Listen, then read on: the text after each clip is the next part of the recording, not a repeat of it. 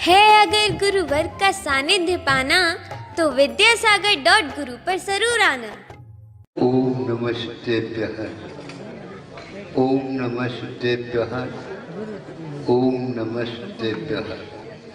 अहिंसा परमो धर्म की, आचार्य गुरुवर श्री कुंद कुंद भगवान की, आचार्य गुरुवर श्री ज्ञान सागर मुनि महाराज, आचार्य भगवान श्री विद्यासागर जी महामुनिराज की।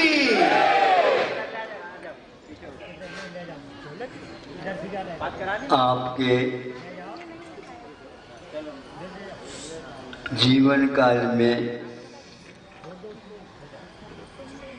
लेन देन चलती है और उसका माध्यम अर्थ यानी मुद्रा हुआ करती।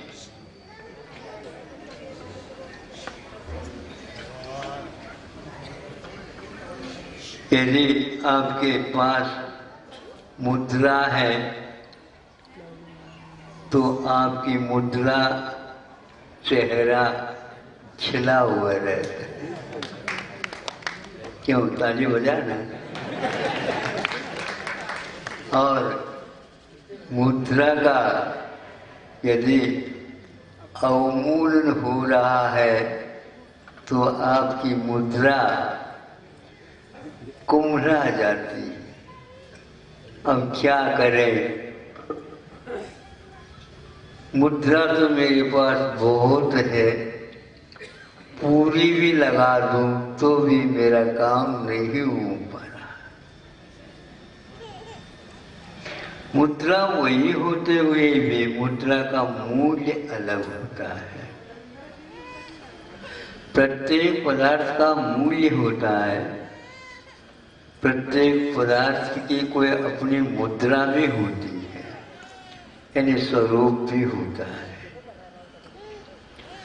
यदि वह मूल्य घट जाता है तो बढ़े, इसके लिए आपके पुरुषार्थ होते रहते हैं। कब बढ़ेगा? उसके माध्यम से जो जिस वस्तु को हम चाहते हैं उसकी गुणवत्ता के ऊपर वह आधारित है।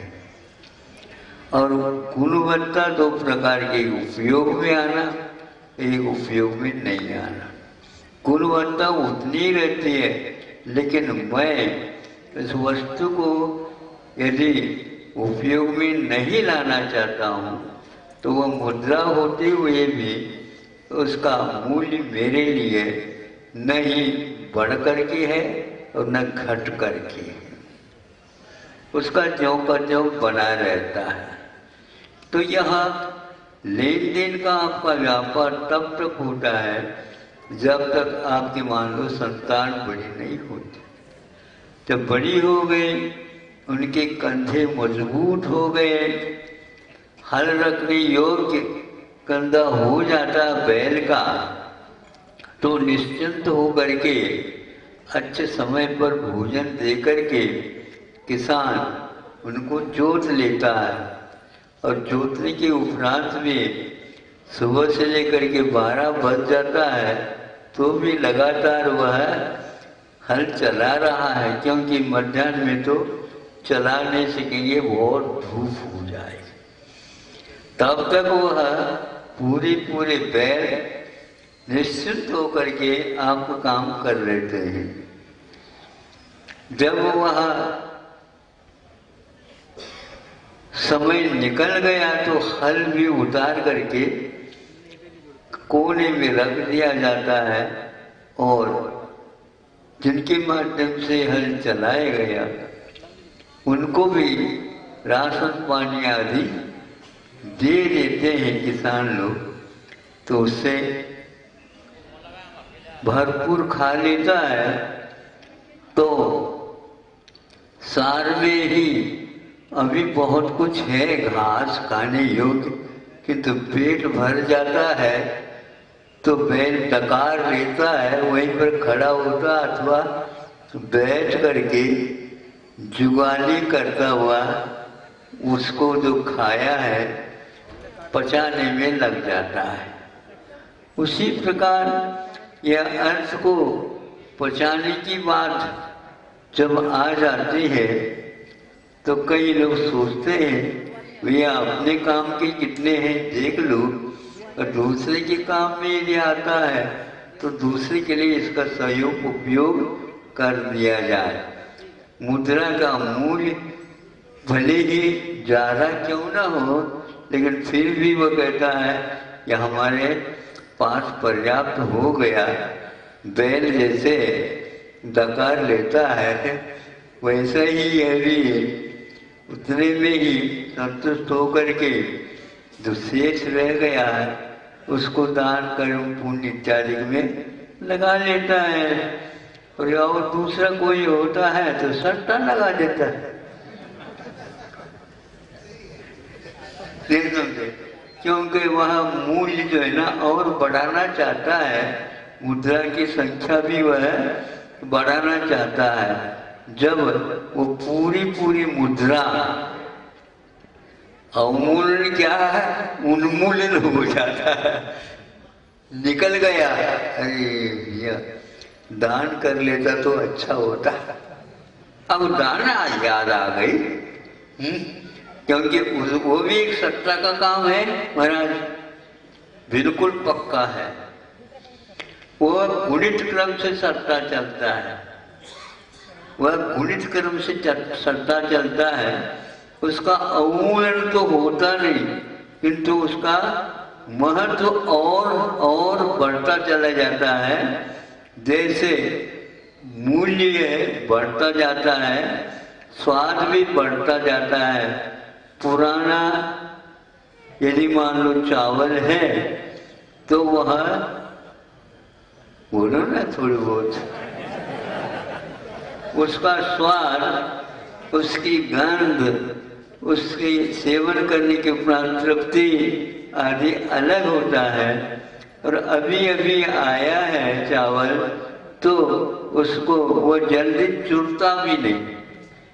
चुरता तुम्हें समझ में आता, पचता नहीं, कच्चा रह जाता है। उसके लिए अलग पानी और रख करके चुराया जाता है, लेकिन ज़्यादा चुरता ही नहीं हो। स्वाद में भी अंतर रहता है। इसी प्रकार उस धन का कोई स्वाद नहीं, उस धन की कोई पकाव नहीं, ऐसी स्थिति हो जाती है।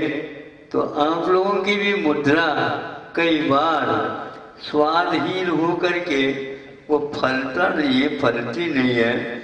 इसलिए आचार्यों ने कहा लेन देन के समय पर कुछ ऐसा भी आप भाग विभाजन करके रखो। इसको बोलते हैं अतिथि समविभाग। अतिथि समविभाग एक श्रावकों का एक प्रकार से एक यूं कहना चाहिए कर्तव्य है। वह अपनी जो कमाई का जो लाभ हुआ है उसका कुछ भाग बना लेता है। अपने लिए कितना है, पर के लिए कितना है, और कौन से कार्य के लिए कितना व्यय करना है, और उसके साथ साथ दान की अपेक्षा से उसमें मैं अपने उपयोग में नहीं रहूँगा, दूसरे के काम में आ जाए, तो उतना हिस्सा भाग वो निकाल करके रखता है कहाँ पर इसका व्यय करना, उपयोग करना और कब तक करना, यह अपने हिसाब से रखता है। इससे जो ही वह विभाग कर लेता है त्यों ही उसके लिए मूल्य उसका बढ़ता चालू हो जाता है। वो भले नहीं दे पाता, लेकिन देने के लिए उन्होंने विभाजन करके अभी घर में ही रखा है। यह एक प्रकार से उस दान के अथवा अतिथि समविभाग के व्रत का एक मूल्य हो गया। आपके पास बहुत कम है, लेकिन कम होते हुए भी कम में से भाग करके आप दे रहे हैं, उसका महत्व ज्यादा है। सुन रहे हो? सेठ साहूकारों के लिए विशेष सुनना चाहिए। जिनके पेट भर गए और कितना है ये पता भी नहीं है, मुनीम जी के द्वारा ज्ञात होता है। ऐसे व्यक्ति भी रहते हैं, किंतु उनके लिए इतना लाभ नहीं मिलता जितने कि कम में से भी भाग करके देता है उसका। परिश्रम दोनों को एक हो रहा है, लेकिन फल समान हो ऐसा नियम नहीं है। पक्का है ये। जो प्रतिभा संपन्न तो सभी विद्यार्थी है, लेकिन एक विद्यार्थी वह है प्रतिभा संपन्न होकर के उसके लिए आराम के साथ अध्ययन कर रहा है सभी प्रकार के सुख सामग्री के उपरांत, और एक के लिए प्रकाश भी पूर्ण नहीं है। पंचायत दीपस्तंभ होते ना, नहीं समझे? आज जैसे स्तंभ नहीं होते थे पहले, 10 फीट या 12 फीट की होती थी। 3 पैर वाले नसेनी के माध्यम से कर्मचारी आता था, उसके एक बार साफ सुथरा करके नाप तोल से उसमें घासलेट तेल डालता और ठीक ठाक करके गिट्टियों वगैरह दूर करके उसको जला करके जाता। और वह 1 घंटा 2 घंटे 9 बजे तक आना जाना होता है। गाँव में बहुत जल्दी अपने घर में हो जाते हैं, आराम करते हैं। तो वहाँ उसके प्रकाश में जो विद्यार्थी पढ़ता लिखता और सोचता, तो वह यदि नंबर उसके गुणांक उसके ज्यादा आ जाते हैं, और जिनके पास बहुत सारा था, ऐसो आराम की सामग्री थी, उपयोग करने के उपरांत यदि नंबर उसके भी उतने आते हैं, इतनी प्रशंसा के योग्य वह नहीं है। क्योंकि श्रम और लगनशीलता जिसके पास कोई सामग्री नहीं थी, लेकिन फिर भी वह सफल हो जाता है, तो वह एक प्रकार से प्रशंसा के। तो ज्यादा जिसके पास धन है चक्रवर्ती, और चक्रवर्ती है तो वो तो वही सोना चांदी मौलिक रत्नों का ही सब कुछ काम करता, पहनाव के साथ वही पूजन सामग्री दान आदि में वह दे देता है। फिर भी रत्न वृष्टि सबके ऊपर हो जाती है, ऐसा नहीं है। नहीं समझे? महाराज जी को अथवा और कोई भी दान आदि करता है तो गरीब के यहाँ होता है, तो रत्न वृष्टि विशेष रूप से होती है। हाँ, तब कहीं जाकर के तालियां बजती हैं। उसके बिना नहीं बच सकते। तो यह अतिथि समूह विभाग का महत्व अपने आप में, वो लोग जिनको यह मर्म ज्ञात है वह करते हैं। इसलिए अतिथि समूह विभाग ये व्रत भी होता है। इस व्रत के अनुसार वह भाग बना करके निकालता। पहले तीर्थ यात्रा जाते हैं, तीर्थ यात्रा सीधा जाते हैं, देखते हैं समय पर सब प्रबंध यहाँ पर खुशी के साथ। इसके कारण हमारी यात्रा बहुत सफल हो गई। वहाँ पर क्षेत्र के उद्धार हेतु, संरक्षण हेतु और जो यात्री आते हैं उनके लिए भी साधन सामग्री मिले, इस हेतु पहले के लोग वहाँ पर भी दान देते थे। यहाँ पर आप बैठे हो, ऐसे थोड़े आकर के बैठते हैं आप। यहाँ पर पहले थे दानदाताओं ने राशि दी है, नहीं समझे? उस राशि का उपयोग हो गया है, कन्या राशि, नहीं समझे? हाँ, जैसे कन्या को वहाँ अच्छा वर का गवेषण करके दिया जाता, उसी प्रकार कहाँ पर यात्री ज्यादा आते हैं आदि आदि, चातुर्मास हो गया तो 4 महीने तक 5 महीने तक वहीं पर लाखों की जनता आती है, और शीतावकाश आ जाता है तो भी आ जाती है।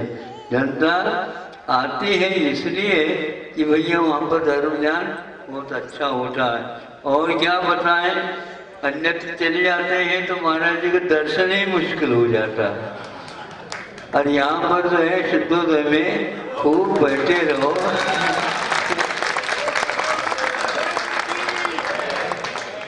लेकिन ऐसे बैठेंगे तब बैठेंगे जब यहाँ पर कार्यकर्ता कमेटी के सदस्य रात दिन एक कर ले, तब ये होता है। तो इस प्रकार व्रतों के पालन करने से और अपने वित्त का विभाग करने से यह सुख और आगे के जीवन में भी उनको मिलेगा। जो जितना करता है उसी के अनुसार मिलता है। इसलिए अर्थ का विनिमय महत्व नहीं है जितने की वस्तु विनिमय।